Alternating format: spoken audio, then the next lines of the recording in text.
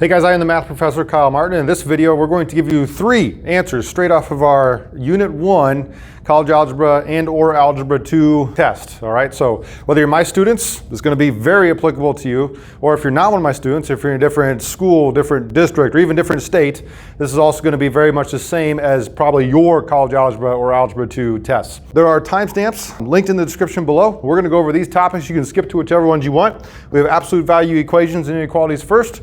Then we're going to do radical equations where we check for an extraneous solution. And lastly, we're going to write a linear equations. All right, so let's get into it. All right, first off, if you really thought I was going to give you the answers straight off the test, you're crazy. But what we are going to do is give you problems that are exactly like the ones on the test. So again, whether you're taking College Algebra or Algebra 2, this first type is going to be very similar, just different numbers than the one that you're going to see on the test. We have an absolute value inequality for this one. Absolute value equations are very similar. There's just no graphing and no interval notation.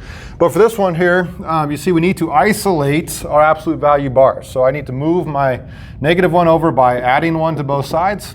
What that's going to do for me is give me 3n minus 1 inside my absolute value bars. All right, is less than, we just added, so the sign stays the same. 13 plus 1 is 14. Okay, once your absolute value bars are isolated, you can make your 2 cases, your positive case and your negative case. My positive case is going to look exactly like this one, just without the bars. So 3n minus 1 is less than 14. And then my negative case, very similar, 3n minus 1, again without the bars, but instead of less than, it's going to be greater than. Instead of positive 14, it's going to be negative 14. So you got to flip your sign and make it negative for the negative case. Okay, go ahead and solve both. I'm going to do that really quick.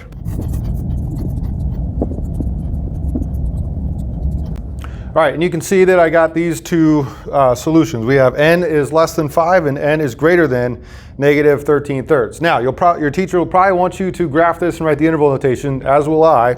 So if we put these on a number line, to graph this first, I like to put 0 in my middle there. 5 is going to be over here.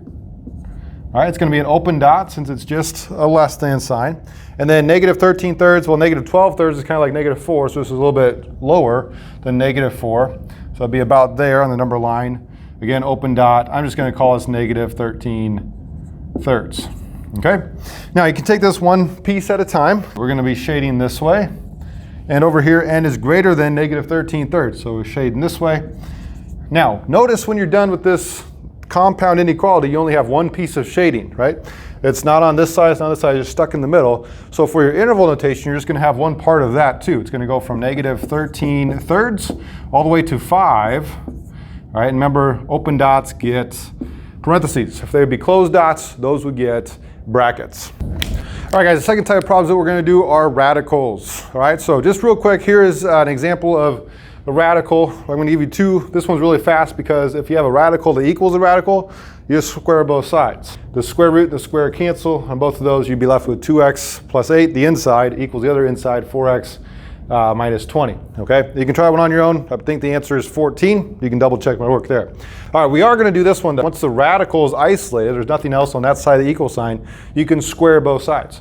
So here when I square the k, I'm just left with k squared. Again, when I square this side, the square root and the square cancel, leaving me with the inside of 8 minus 7k.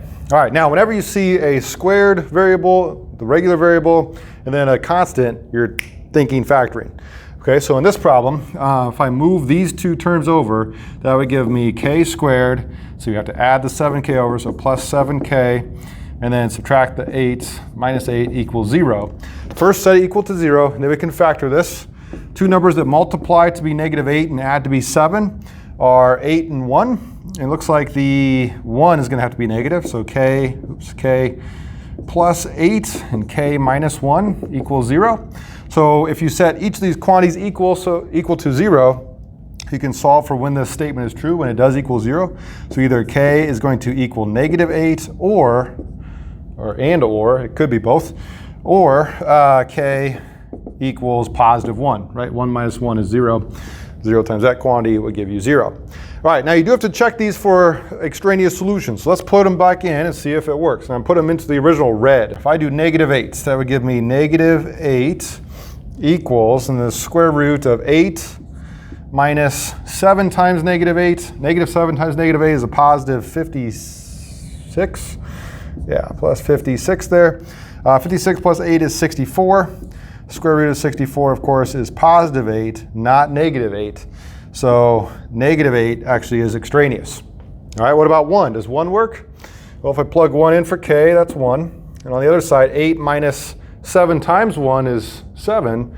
8 minus 7 is 1, so the square root of 1 is also 1.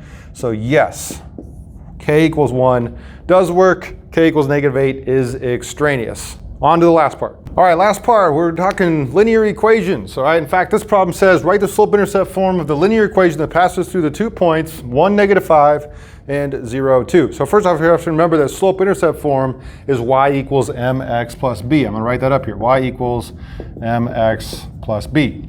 Okay, now we also need to find the slope that goes through these 2 points. Where if this is x and y, my first point is going to give 1s, x1, y1, second point gets 2s, x2, y2. Then you can put into the slope formula, which is conveniently located over here. And if we do that, let's see, y2 minus y1, that's going to be 2 minus -5, or 2 plus 5, over x2 minus x1, 0 minus 1. 2 plus 5 is 7. 0 minus 1 is -1 to give us a slope of -7. Okay, so we have a slope of -7. And then we also have 2 points we can choose from. I like this point better because it has a 0. Okay, so I'm going to use that one.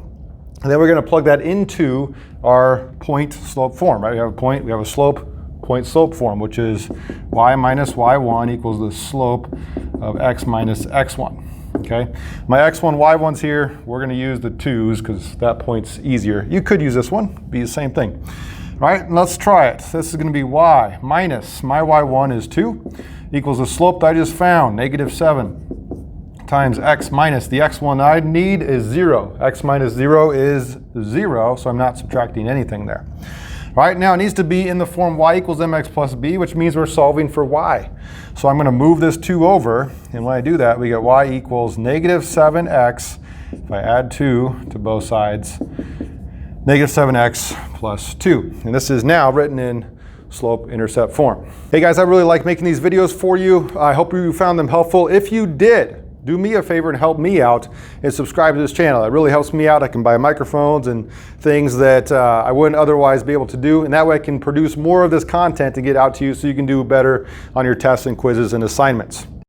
In the description below is my website. There's organized math videos down there. If you like this one, click that link or whatever it is so that you can maybe find some more content that's helpful for you. Because again, I want you to do as well as you can on your assignments.